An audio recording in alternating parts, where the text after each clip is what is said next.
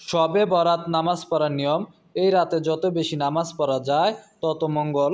এই রাতে নির্দিষ্ট সংখ্যক কোনো নফল নামাজ নাই, তবে সারা রাত জেগে নফল নামাজ আদায়, তাসবিহ তাহলিল ও কোরআন তেলাওয়াত এবং দুরূদ শরীফ পড়িলে অনেক সওয়াব।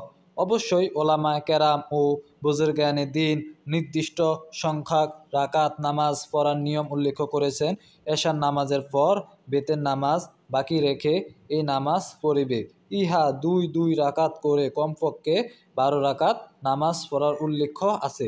প্রত্যেক রাকাতেই সূরা ফাতিহার পর সূরা কদর একবার অথবা আয়াতুল কুরসি একবার, আর না হয় সূরা ফাতিহার পর 3 বার ইখলাস দ্বারা 12 রাকাত নামাজ শেষ করিবে। ইহার পর বিতির 3 রাকাত নামাজ আদায় করে আল্লাহ পাকের কাছে মুনাজাত ধরে কান্নাকাটি করে গুনাহ মাপ চাইবে। অনেকে আঙ্গুলে গুনিয়া সূরা ইখলাস 5 বার 7 বার 25 বার 50 বার পড়ে আঙ্গুলে গুনিয়া বা বই দেখে নামাজ পড়িলে নামাজ হবে না। শবে বরাত নামাজের নিয়ত।